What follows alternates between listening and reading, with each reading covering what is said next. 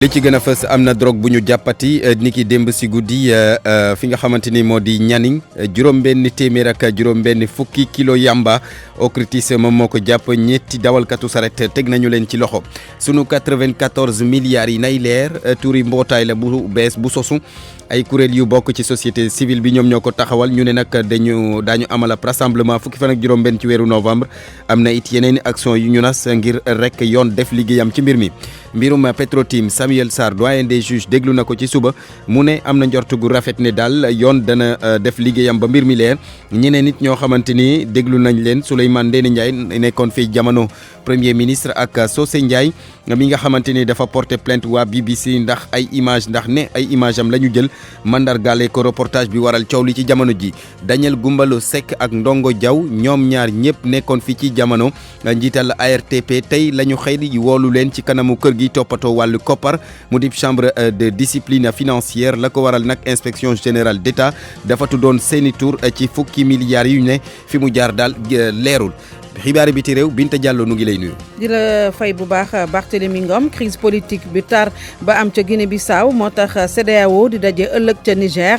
Bosco Taganda CPI tëj ne ko fanweeri atu kaso yu muy tëdd moom chef de guerre la woon ca Congo Cour pénale internationale di bëgg jublu léegi ci doomu ndem si yàlla Kadhafi bi ñuy wax Saïf al-Islam. yaatal gi ci kanam Binta Diallo Cheikh Tidiane Diagne ñu ngi lay nuyu. maa ngi lay fay Barthélémy Ngom. Diagne loo andi. wàllu football danañ ko daal di waxtaanee dellu ci jël bi nga xamante ni jël nañ ko démb équipe nationale cadette bu Sénégal ci wàllu coupe du monde ba ñu daal di toog tey ji nag lan moo war a mën a doon pexe ngir ñu gën a mën a ñoŋal mbir yi danañ ko daal di waxtaanee ci xibaaru tàggat yaram yi waxtaanee yi tamit wàllu Ligue Europa mi nga xamante ni tey ji ci ngoon dana am ay jongante yi nga xamante ni danañ ko daal di amal wàllu rugby itam danañ ko daal di waxtaanee fàttali nag équipe nationale bu Sénégal rugby à 7 ñoom nag ña nga ci Afrique du Sud ngir daal di teewee benn tournoi bi nga xamante ni da leen di yóbbu ci yoonu lii di Jeux olympiques yi nga xamante ni ñu ngi koy waajal. jaajëf Cheikh Tidiane yaatal gi ci kanam li ci yéen kaay daañu ci ànd ak Mamadou Mohamed Ndiaye ci njeexitalu xibaar yi nag daañu dem tëj ca Tiwaawoon ak équipe RFM Gafa ñu dégtal leen xibaar yi ñeel gàmmu gi ñu dem léegi fekki foofu Malal Junior Diagne Malal Diagne ñu ngi lay nuyu. jaajëf Barthélémy Ngom ñu ngi leen di ziar di leen dalal jàmm fii ci Tiwaawoon. ana lu ngeen fas yéene waxtaanee ci xibaar yi ñeel gàmmu gi.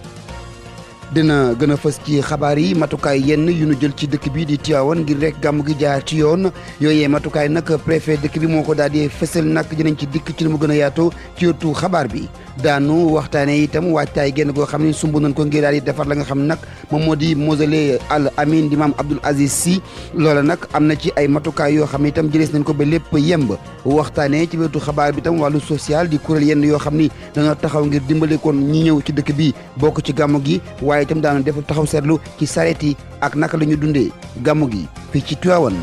yaatal gi ci kanam lay doon Malal Diagne Junior gannaaw xibaar yi ki nga xamante Abdou Thiam moom moo faree ci machine yi. dellu rafetlu seen ànd ak rajo Futur Média juróom-benn téeméer ak juróom-benn fukk kilogramme yamba moom la OCRTIS jàpp démb si guddi fële ca Nianing am na ñetti dawalkatu saret yoo xamante ni teg nañ leen ci loxo ba léegi nag enquête bi di wéy Abdourahmane Diallo. opération baa ngi xew démb ci guddi ginnaaw bi nga xamee ni ay nit gis nañu lenn li nga xam ni jaaxal na leen ci ànd Nianing bi rawatina ci village bu ñu duppee Gourel ci la ñu daal di yëgal élément direction office central répression trafic illicite stupéfiant ñu daal di wàcc ci bërëb boobu biñ fa demee nag daal di fekk ñetti charrette ci charrette yooyu ay saaku ceeb yuñ fa yeboon ëpp na sax juróom-ñetti saaku ceeb waaye bu ñu ubbee saaku ceeb yi ay yamba lañ fa fekkoon quantité biñ fa fekk nag toll nag juróom-benn téeméer ak juróom-benn fukk kilogramme ñetti nit yi nga xam ni ñoom ñoo moomoon charrette yi waroon a yóbbu yamba bi bëggoon a daw ci lañ leen daal di teg loxo fi mu ne nii sax ñu ngi ci garde à vue laataa ñu leen di jàllale ci ay waxtu wala boog ay bés yu néew teewul ñi nga xam ni ñoom ñooy waa police daal di ubbi l'enquête ndax li ñu bëgg rek mooy teg loxo ñi nga xam ni ñoom ñoo ne ci ginnaaw mbir moomu. RFM Mbour Abdourahmane Diallo Daniel Goumbalo Seck ak Ndongo Diaw ñoom ñaar ñëpp nekkoon ci jamono njiital ARTP tey la ñu leen xëy wóolu daal ci kanamu kër gi toppatoo wàllu koppar di chambre de discipline financière la ko waral nag di inspection générale d'État ci ab rapportam daf la tuddoon daal seen i tur ci mbirum fukki milliards yi ñu ne daal fi mu jaar ba génn dara ci leerul mu dip xibaar boo nga xamante ni rajo Futur Média moom moo ko xamle ci rapport boobu tukkee woon ci inspection générale d'État ki fi nekkoon ministre de l'énergie di Samuel Sarr déglu nañ ko niki tey jii doyen des juges moom moo ko déglu ci mbirum li nga xamante ni moo di Petrotim moom ak Souleymane Ndéné Ndiaye Samuel Sarr nag ba mu génnee nee na daal am na njort gu rafet ne yoon dana def liggéeyam ñu teewlu ko ay kàddu. juge bi daf ma oo pour laaj ma affaire Petrotim bi mënuma si wax parce que dossier bu nekk si instruction la mais lu wóor bu wóor comme ni ma koy waxee rek ñi xam duñu wax et ñi xamul nag ñoom ñoo nekk si mbedd bi ak si presse bi di wax lu ñu xamul. waaw yaakaar naa ne am na aboutissement si loolu. mu nekkoon kaddu yi nga xamante ni Samuel Sarr yëkkati na ko démb gannaaw ba ko doyen des juges dégloo ci mbirum Petrotim boobule ba noppi Samuel Sarr doon addu ci micro Doudou Diop sunu naataango bi nekk fii ci yéenekaay bi di l'Observateur ba tey ñu des ci mbir moom le ak personnalité yi nga xamante ni àttekat bi mu ngi leen ci déglu Samuel Sarr dégg ngeen ko sànq déglu nañ ko ba noppi keneen nit ku ñu xëy woolu woon tey di Souleymane Ndéné Ndiaye nekkoon fii premier ministre moom nag daanu ko déglu ci biir ci balaay bés bi di jeex ki nga xamante ni moo di Socé Ndiaye naka noonu it moom mooy administrateur Unicom Sénégal moom déglu nañu ko niki ci suba doyen des juges moo ko déglu moom nag Socé Ndiaye dafa porté woon maanaam kalaame woon ci yoon waa BBC ndax dafa ne daal ay image am la jëloon daal di ko illustrer reportage bi nga xamante ni moom moo waral coow ci jamono ji ci mbirum Petrotim boobule ñu teewlu ko kàddu yu mu dénk Georges Déthié Diop moom Socé Ndiaye. audition bi dama koy rafetlu bu baax ndax man sénégalais laa te gëm naa justice su sama réew. dossier bi li ma ci dugal mooy daanaka man dama am dossier ci biir dossier bi ma am ci biir dossier bi nag mooy film bi nga xamante ne daanaka sénégalais yëpp gis nañu ko waa BBC publier ko daf ci am ay image yoo xam ne samay image la te ba ko BBC di utiliser tàgguwuñu ma laajuñu ma sama avis. ba mu amee nag ba procureur gi yëkkatee kàddoom ne képp ku xam dara ci dossier bi mën nga dem dik nga leeral ci laa jëlee décision dem dik def sama déposition jël fa aussi engagement ne dinaa yóbbu affaire yi ci yoon parce que BBC jël nañu loo xamante ne moomuñu ko te ba ñu koy jël tàgguwuñu ma alors ñu yónnee leen lettre mise en demeure tontuwuñu ci laa waxtaan ak suma avocat ñu daal di nag déposer assignation à responsabilité au niveau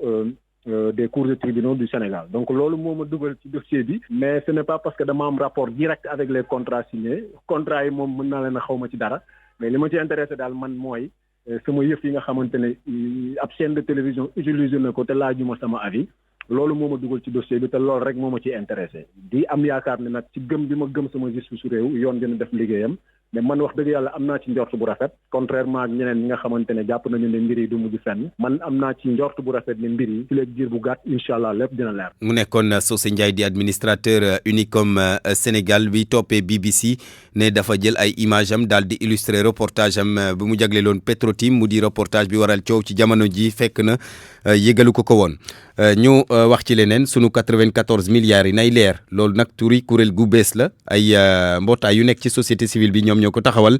ñu ne nag dañoo bëgg mbirum 94 milliards yi leer bëgg nag yoon def ci liggéeyam ba tax nañu ne fukki fan ak juróom-benn ci weeru novembre nas nañu benn rassemblement am na it yeneen i action yoo xamante ni daanu ko def su ko defee yoon mën a gindi askan wi ci 94 milliards yi ñuy ŋawti fan yëpp ci Sénégal Alioune Badara Mboup bokk ci collectif sunu 94 milliards nay leer ci micro Oumou Kalsoum li bi ñu sukkandikoo ci plainte yi nga xam ni ak dénonciation yi Ousmane Sonko def ci suñu plainte bi ñu def ci rapport bi nga xam ni moom la commission parlementaire joxe ci Sénégal aussi bokk na ci dëkk yi nga xam ni tey ñaar fukki dëkk ak juróom yi gën a ndóol ci difficulté yi Sénégal yi nga xam ni ñi ngi koy dund tey boo jëlee juróomi jigéen tey ñi ngi ñàkk seen bakkan ci bés bu nekk ci jox dund 94 milliards nay leer nag moo ñu waral tey ñu def conférence de presse bi wax ni am na ay jéego yu ñu ci def jéego bi ci njëkk mooy dinañu dox jël suñu dàll dem ci citoyens yi ku nekk fa nga nekk ñu informer la mobiliser la def aussi benn jury populaire boo xam ni ay personnalité ak ñëpp dinañ ci dugg ba nga xam ni mbir moom dina leer taxaw aussi taxawaay boo xam ni bu mucc ayib ba nga xam ni duñu ñu jox tey décision de justice boo xam ni dafay nekk comme li fi nekkoon maanaam jéem a sàng diw wala ragg diw pour que rek mbir mi bañ a leer taxaw aussi ba nga xam ni tey citoyen bépp fi mu nekk tey mbir mi dina mën a leer ci moom waaye aussi xaalis bi nga xam ne dañ koo luubal mu dugg ci ay gafaka ñeneen ñoo xam ne ñu mel ni Tahirou Sarr ak Mamour Diallo ñu mën koo delloo si ba nga xam ne loolu ñu leen fi wax léegi ci wàllu besoin ci yeneen i secteurs yi ak ci population bi ñu mën ci jot di leen wax aussi que ni am na benn pétition en ligne boo xam ni depuis ci minuit commencé na circuler. mu nekkoon Alioune Badara Mboup bokk ci collectif bi ñu tuddee sunu 94 milliards nay leer ay kàddoom Oumou Kalsoum lii moo leen tataan fukki simili ak benn moo bootu ci benn waxtu. RFM rajo askan wi. tey jii nag di bés bi ñu jagleel armée bi cérémonie bi ñu ngi ko doon amal ca camp Dial Diop ni ki tey jii ci teewaayu njiitu réew mi Alaaji Macky Sall moom nag daal dina rafetlu liggéey bi nga xamante ni génie militaire mu ngi koy def rawatina ngir xeex géej gi ni nga xamante ni noonu ne lay avancé di nangu këru nit ñi. armée nag moom du caagénne fetel rek la mën a yor militaire daal du caagénne fetel rek la mën a yor mën na it def yeneen i action yu bëri yoo xamante ni dafay jëm ci askan wi looloo tax Macky Sall rafetlu génie militaire liggéey bi mu nekk di def daal dina it addu ci liggéey gi nga xamante ni ñu ngi koy def ngir gantal épidémie yeeg yenn catastrophe naturelle yi ñu ànd ceeg Nafissatou Sila. suñu armée gën a wàllu askan wi jaaxale ko nag ci xeex béppi catastrophe wala sax yenn xeetu feebar yu lore yu bëri bu weesoo seen njëriñ ci lii di aar réew mi yépp ci tolluwaayam loole nag di li am ba tax na chef suprême des armées di président Macky Sall di rafetlu njëriñu kooru armée bi yépp.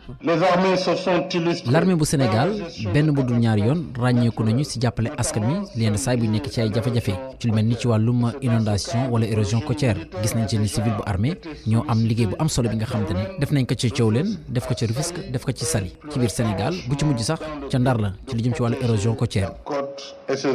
loolee nag président de la république gis ci approche boo xamante ne armée bi day gën a jege ñii muy sàmm seen réew. une approche holistique. xalaat bu bees bi nga xamante ne sumb nañ ko boo xoolee dafay jël en charge lépp lu jëm ci dundu doomu aadama ci lu jëm ci wàllum sécurité boppam ak ci lu jëm ci wàllum koom ba jàpp sax lii di politique. la sécurité politique. ci kaw loolu sax kii di président Macky Sall gis na ni lépp luy jumtukaay war nañ ko mën a yokk ba daal di gën a xaraña ci aar askan wi ci boppam. ci yoon googu la nag dana ci baax trop l'armée bi daal di gën a mën a ñoŋal li nga xamante ni moom la doon def boobu ba léegi ngir mën a taxaw askan wi nga xamante ni léeg-léeg dañuy nekk ci ay jafe-jafe loolu nag bàyyiwuma ci lii di l'armée de l'air ba jàpp marine nationale te jamono gi bu ngeen seetee li nga xamante ni ñu ngi koy séntu fii nii ci Sénégal ci lu jëm ci wàllum pétrole ak gaz offshore bi foog l'armée de l'air ak lii di marine nationale tamit gën a ñoŋal mbir yi. et du gaz offshore. bis bi la nag di journée des forces armées doon nañu occasion ngir daal di féete ñetti promotion yu ay kooru armée bi di waa école nationale des officiers de l'armée école des officiers de la gendarmerie nationale ak itamit école santé militaire. Nafissatou Sila ca Tambacounda nag ñëpp xam nañu ne daal wàllum kaaraange gi doon na fa lu am solo ndaxte Tambacounda dafa nekk sa frontière ba ak mbirum terrorisme ak menaces sécuritaires yi ñuy lam-laamee ci fan yëpp ci fii dend ak Sénégal loolu nag armée bi xam na ko toogul ne yàcc boobaak léegi mu ngi ciy defi jéego ba résultat yi ñu ngi tàmbalee feeñ Moussa Omar Gueye. mu nekk benn diwaan boo xam ni seleba yoon la dafa ibbeeku ci yeneen réew fii ci Afrique sowu-jant waaye itim ba tey mu am ay béréb yoo xam ni dañ fay jeex wurus ak itim ñu seetlu lu jëm ci wàllu ëtt bu yaay bi ñu wërngal muy environnement bi saa su ne dañuy dogote garab yi di koy génnee ci frontières yi waaye itim ba tey ñu gis ay jeexi jaaxa yoo xam ni teg nañ ci loxo ba tax tey jii ki nga xam ni moom mooy colonel Simon Ndour nekk commandant zone militaire bi nekk fii ci Tambacounda xam leen na ni lu jëm ci wàllu kaaraange nekk na loo xam ne ñu ngi koy saytu bu baax a baax. nawet bu jotee fleuve bi day inondé bu inondé il faut que sapeurs yi jóg militaires yi aussi ak li ñu am ci moyen jóg mais aussi fekkee ne am na ay maladies yu xam ne dafa xaw a doy waar suñu médecins yaa ngi fii joxe suñu structures yi mais aussi jege nit ñi pour leen di conseiller pour leen defar lépp aussi ci affaire environnement ici au niveau des zones aurifères gis nañu ne ñu ngi yàq environnement bi bu baax a baax ak seen produits chimiques yi gendarmerie aussi mu ngi ciy xeex ñun aussi ñu ngi jàppale eaux et forêts yi pour que suñu forêt yi mun a amaat beneen caractère vraiment plus joyeux. kii di gouverneur Omar Mamadou Baldé moom nag nee na mi ngi gën di ñaax askan wi lépp lu ñu gis loo xam ne teeyul seen xel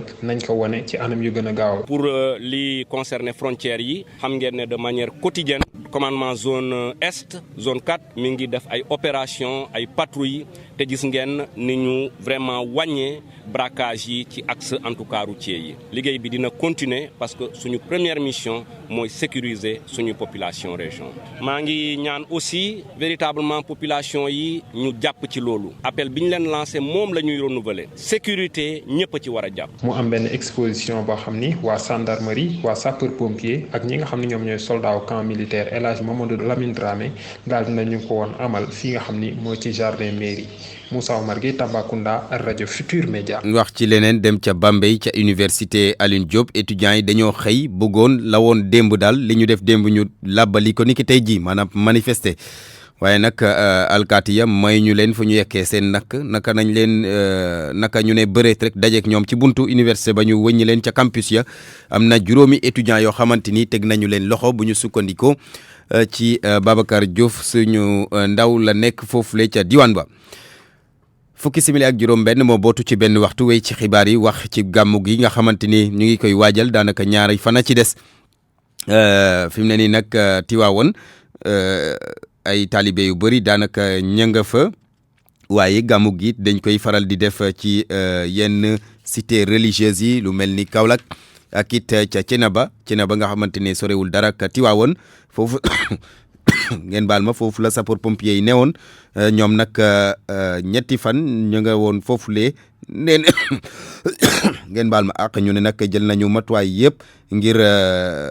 lay seen liggéey daal ñu muñ ko cee def ñu déglu ci capitaine Mamadou Diagne. couverture gàmmu bi dañoo am ñaari site benn Tivaouane ak benn Thiénaba bu ci nekk am na poste commandement mais poste commandement bi gën a mag moom moo nekk Tivaouane et bi gën a ndaw moom moo nekk Thiénaba donc le premier échelon moom moo nekk ici à Tivaouane beneen bi ci des moom mooy couvrir yoon yi nga xam ne moom mooy ñëw biir Tivaouane maanaam les routes nationales et les routes départementales donc ñu ngi installé wu depuis démb. Dispositif bi nag ñaari dispositif yi nga xam ne Tivaouane la ak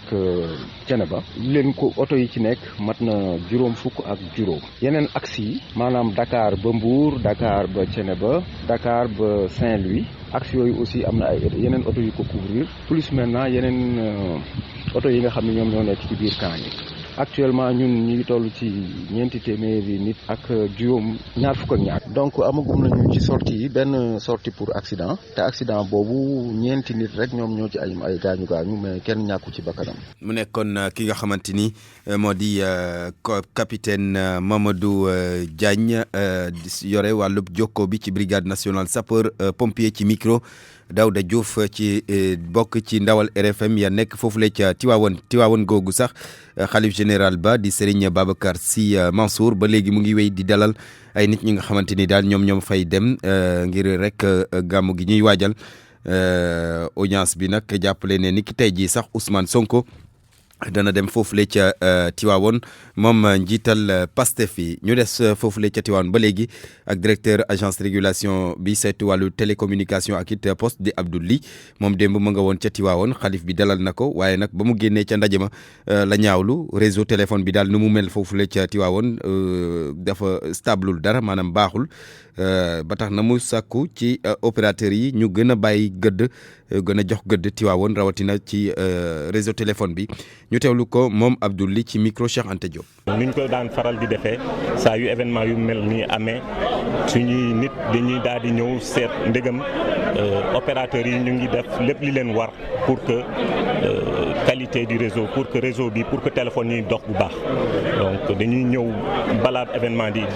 événement bi di am ci événement bi tam suñuy gaa dañ fiy ñëw def ay mesures seet ndegam réseau bi jaar na yoon bu weesoo ñu tirer suñuy conclusion sama ñun fii tey may na ma mën a def tirer ay conclusion ci Magalu Touba bii ñu génn parce que Magalu Touba suñuy gaaj demoon nañ fa waaye li ñu constaté mooy ne réseau bi baaxul woon nag xam naa ne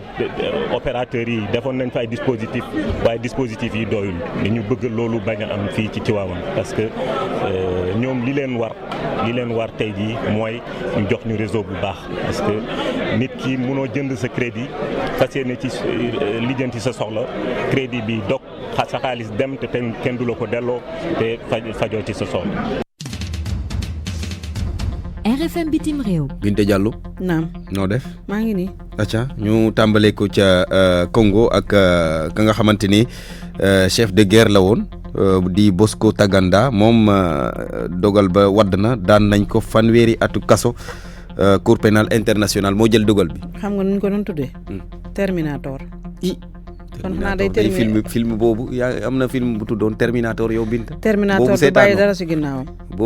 boobu day bu la jàppee de bu sooba yàlla bal sàq ngay yeewoo. moo tax moom itam moo tax nag ñu ni dina terminer dundam gi ko dese ca kaso ba. ndax nag CPI dafa jël dogal tey tëj ko moom Bosco Ntaganda fanweeri atu kaso.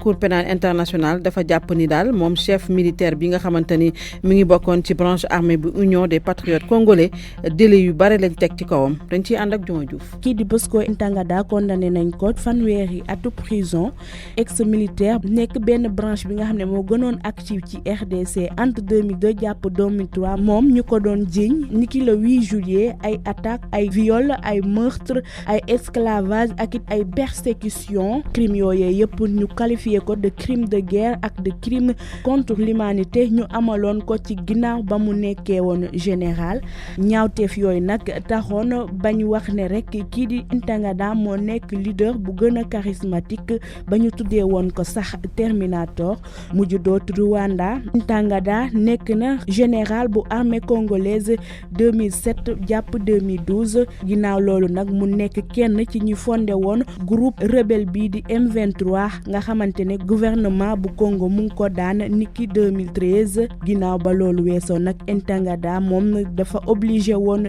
daw làqatu ci ambassade bu États-Unis ca Rwanda foofee sax la ñaanee pour rek ñu transférer ko fi nga xamante ni moo di cour pénale internationale bi ko teg daan bi tey. jaajëf Juma Diouf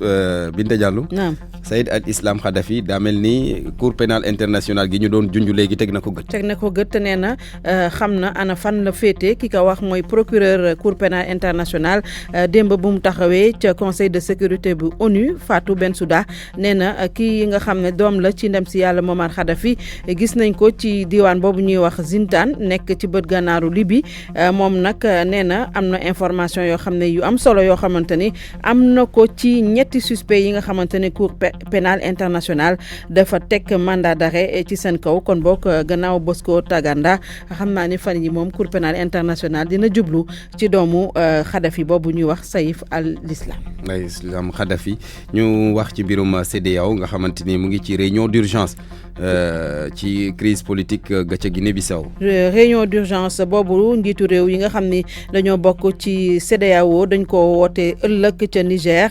muy nag ndaje moo xam ne war nañ cee waxtaanee situation politique bu metti ba am ca Guinée-Bissau dañ ciy ànd ak Virginie Léontine Sagna. gouvernement wu Aristide Gomes amal na démb benn conseil des ministres palais wu gouvernement bi ñu jàpp ne lii di conseil défense bi nekk na lu jaarul yoon te di fàttali ne mandat wu président bi jeexoon na ci loolee muy woo l'armée bi ñu maandu ci xiiroo ki ngaayoo yi am ci secteuru politique bi CEDEAO di yónnee ab délégation ndax ñu ñaax ndaw gouvernement Faustino Ambali ñu bañ a def ay yëngu-yëngu ci lii di élection présidentielle yi war a am ca Guinée-Bissau ñu xam leen ne may nañu gouvernement bi 48 heures ndax ñu fësal seeni décision bañ a bokk ci présentation spéciale CEDEAO bi bu weesoo délai bi nag dina leen sanctionné ci sommet wu CEDEAO bi ñu war a amal niki juróom-ñetti fan ci weeru novembre fële ca Niamey nekk ca Nigéria. juróom-ñetti fan mooy ëllëg kon ca nekkul Niamey nekkul ca Nigéria ca Niger la nekk kon boog ñu jeexalee Burkina Faso mi nga xamante ni fanweeri nit ak juróom-ñaar dañ leen fa boomati démb benn convoi bu yeboon ay civil dañ leen a attaqué ci penku réew ma daal di leen rey kon ba ñu jeex ñu jëlee xibaar bi ci RFI nee nañu sax premier ministre bu Burkina Faso tey jii dina convoqué benn conseil de cabinet ci mbir moom nga xamante ni xew na ca Burkina Faso démb. Burkina moom dafa doy waar fan yi trop tàng na lool. gox yooyu yëpp a tàng Mali Burkina Faso moo gën nag chef d'état yi nañ xool vraiment solution yu idoine yoo xam ne dinañ xeex ak terroristes yi moo gën sommet yi nga xamante ni vraiment ci ay résolution yoo xam ne da mujj fenn rek lay tàbbi. en tout cas doy na waar. waaw doy na waar. jërëjëf Binta Diallo. merci. RFM Sport.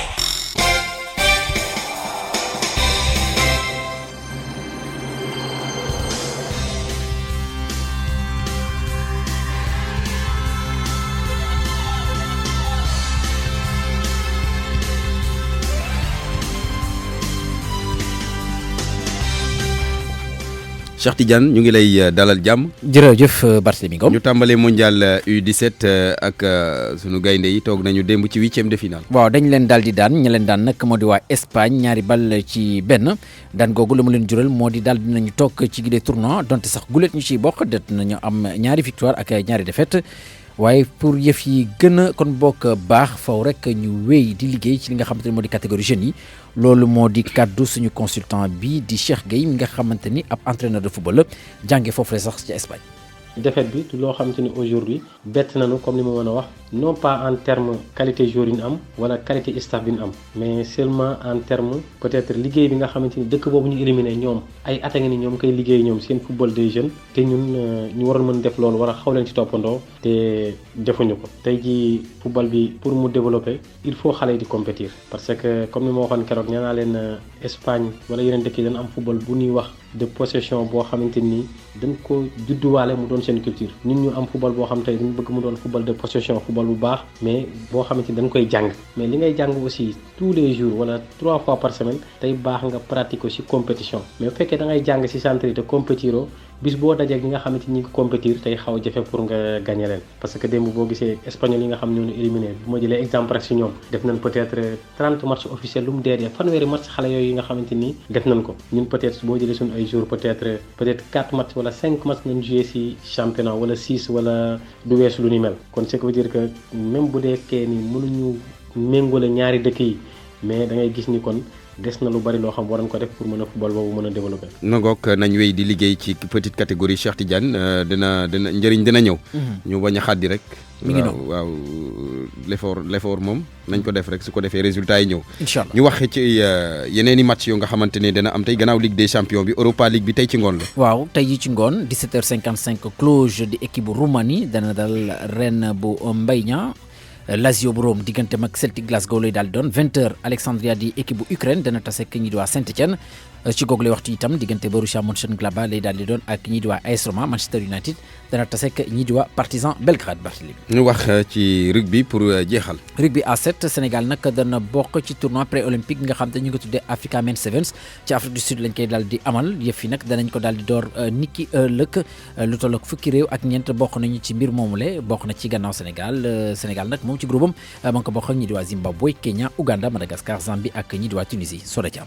équipe nationale bu Sénégal ñeel rugby A7 bi moo nar a nekk ñaareel bi yoonam muy bokk ci tournoi qualificatif jëm ci Jeux olympiques yi mu di tournoi goo xamante ni naam Sénégal du ci favori waaye dina ci def kéem kattanam bu ñu sukkandikoo ci directeur technique national bi di Jacques Bassène. tournoi bi dina am équipe yoo xamante ne bii vraiment équipe yu mag lañ ci wàllu rugby A7 lu demee ni Ouganda lu demee ni Kenya lu demee ni Madagascar wala Tunisie donc Sénégal nekkul favori ci tournoi bi adversaires yu mag lañ te yàgg nañoo joué ci rugby A7 am nañ avance ci ñun waaye nag du tee ñun bu ñeegee dinañ xeex ni ñu war a xeexee bu ko defee mën a changer loolu ba ñun ñu mën a qualifier. lu jëm ci googule tournoi nag fukk ak ñaari gaynde yi nga xamante ni ñoom nañu tànn yépp ay joueurs la yoo xamante ni ci Sénégal nañuy amalee seen i jongante la ko waral nag du lenn lu dul wone liggéey bi nga xamante ni ñu ngi koy def ci formation locale bi bu ñu sukkandikoo ba tey ci DTN bi.